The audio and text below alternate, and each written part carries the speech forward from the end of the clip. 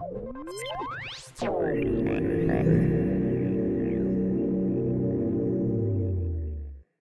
Revenge of Shinobi, également connu sous le nom de The Super Shinobi, est célèbre non seulement pour son excellent game design, ses contrôles et sa musique, mais il l'est également pour ses ennemis et ses boss inspirés de la culture pop, tirés de bandes dessinées de films tels que Rambo, Spider-Man ou Batman. L'un des délires des collectionneurs est donc de rechercher la prétendue révision 0 du jeu, car c'est la seule version qui conserve toutes ses références sans altération. Les révisions ultérieures ayant remplacé ces personnages sous licence par des ennemis génériques. Comme toutes les versions partagent le même packaging, la seule manière d'identifier le numéro de votre révision est de vérifier directement l'apparence des ennemis in-game. Et cela tombe bien, je me pose justement cette question.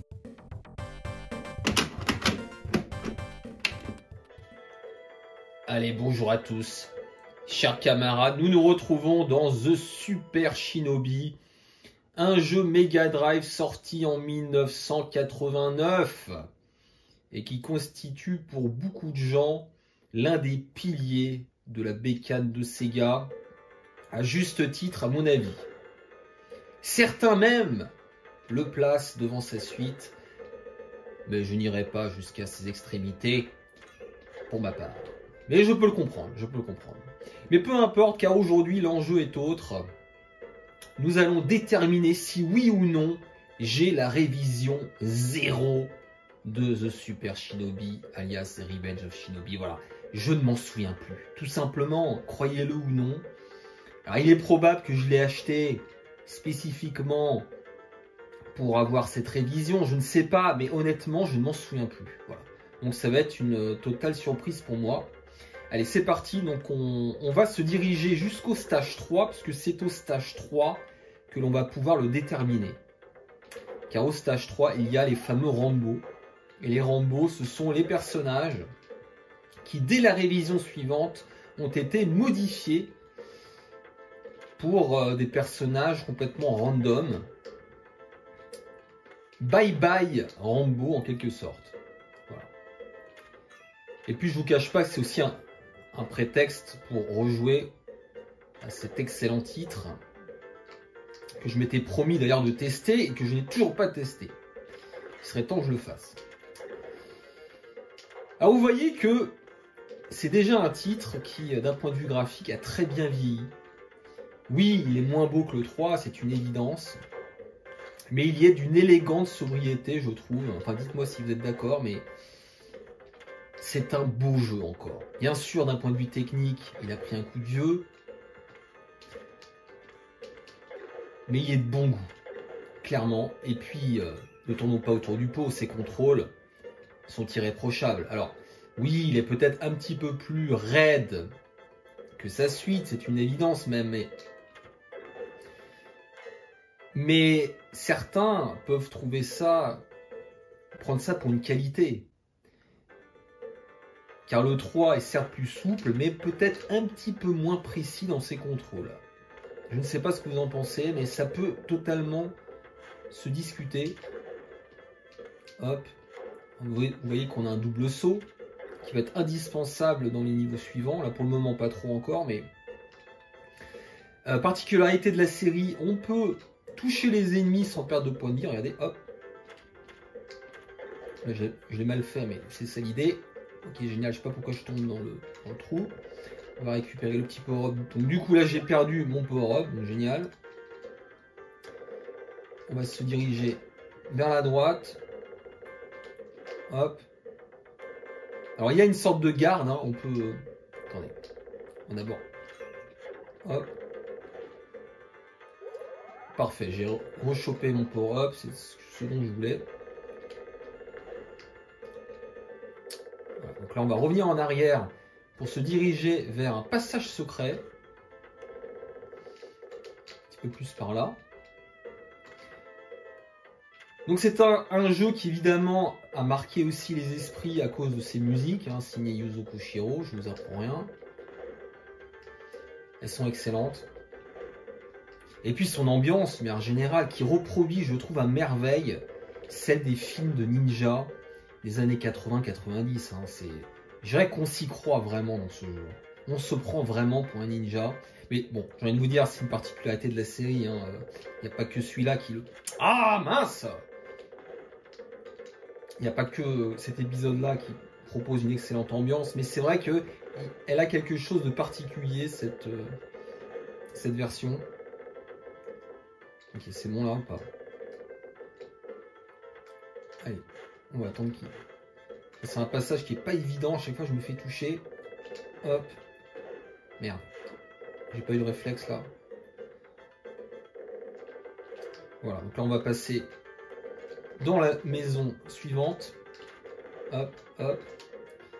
Vous voyez qu'on peut monter directement aux étages en sautant. En faisant un double saut. Et vous avez même des attaques spécifiques au double saut. Alors, vous le savez, hein, pour ceux qui connaissent un peu le jeu, le par cœur est une donnée importante de ce titre et de son game design. Il faut vraiment connaître, à partir du stage 2, je dirais particulièrement, tous les placements des ennemis par cœur, le moment où il faut frapper les ennemis. Ça va être très procédurier, si je veux dire. Il faut fonctionner par procédure, suivre des procédures, et ne pas trop s'en écarter, parce que sinon, eh bien, vous allez prendre cher. Voilà, premier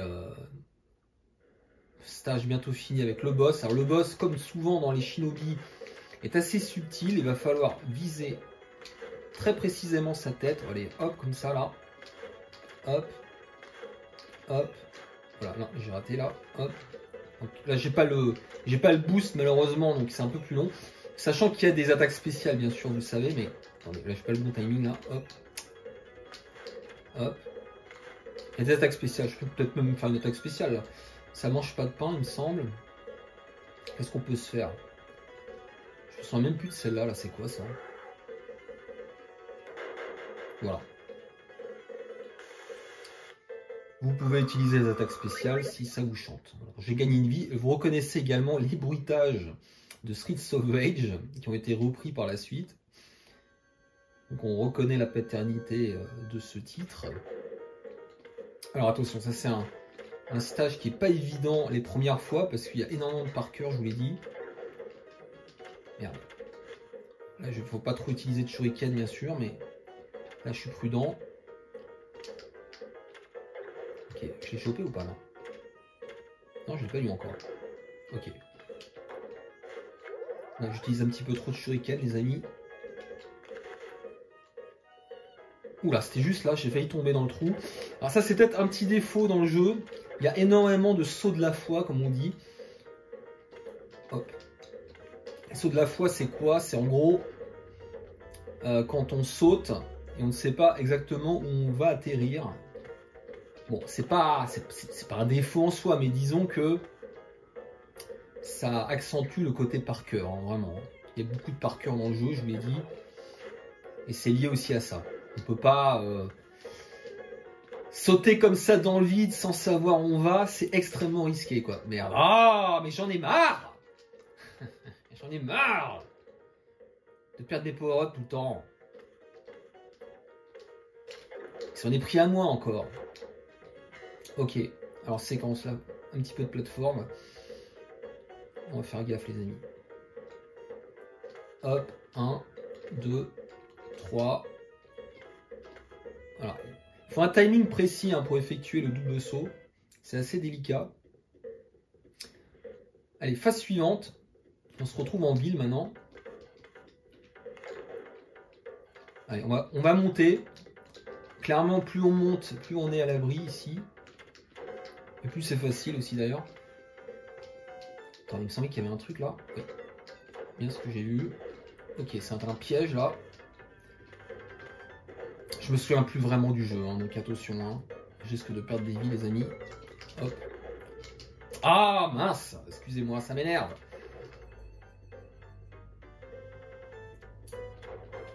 Bon, c'est vrai que graphiquement, voilà, tous les stages ne se valent pas. Là, c'est un peu plus dépouillé, on va dire. Mais c'est charmant quand même. Et puis, c'est là qu'on se rend compte que les musiques sont très importantes. Les musiques sont hyper importantes dans ce jeu. Là, j'ai pris un risque, vous voyez, parce que je ne savais pas où j'allais atterrir. Attendez, j'essaie de récupérer ça là, s'il y a quelque chose à prendre. Ouais, hop. C'était juste, mais j'ai réussi à monter. Il faut rester sur les toits, clairement. Ici, alors, évidemment, vous allez louper quelques power-up en dessous, mais je pense que c'est pas idiot de faire ça. Putain, j'ai failli tomber là. T'as énormément de... Attends, ah, je pensais qu'on pouvait monter, mais non. Là, attention. Attendez, je sais plus où il faut aller, les amis.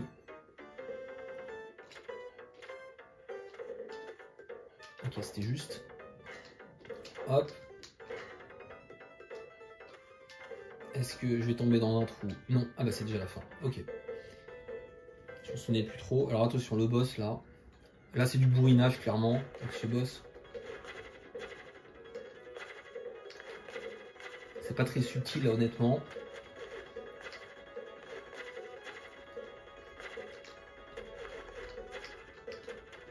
Normalement ça passe comme ça, en bourrinant. Enfin, je dis ça, mais là pour le moment c'est pas terrible ce que je fais. Il est où là? Ah oui d'accord. Donc là maintenant c'est son ombre. Ok, je fais n'importe quoi là. Je suis mort. Là j'avoue que je me souviens plus trop de ce boss. Je me souviens plus trop de ce boss. Allez, ouais. J'aurais pu utiliser l'attaque spéciale, mais c'est pas grave.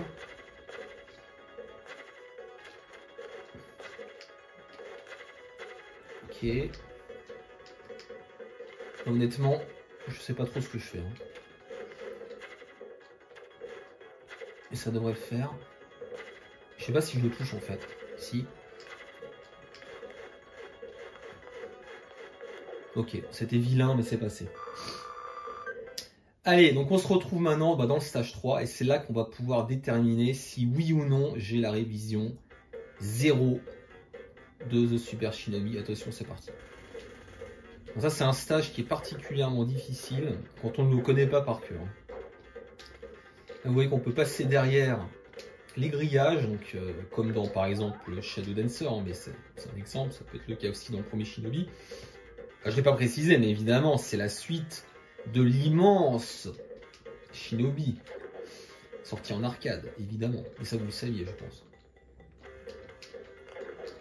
Et voilà. Ah là, et ben vous voyez que c'est Rambo, donc c'est bien, j'ai bien la révision 0, les mecs.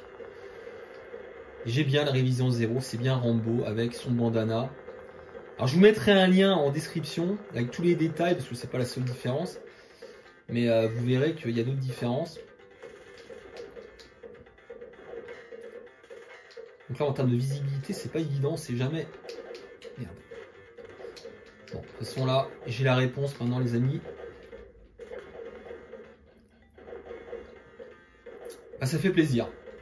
Après, attention, hein, je suis pas en train de vous dire que la version 0 est la meilleure. Ça reste complètement superficiel comme différence. Hein. C'est juste que les ennemis ont été refaits par la suite. Mais le jeu est strictement le même. Hein. C'est plus un délire de collectionneur que véritablement un changement significatif pour le jeu. Voilà les amis, donc on va s'arrêter là. Et je vous souhaite une bonne journée. Hein. Ce sera déjà pas mal. Et Molata, comme dirait l'autre. Allez, ciao.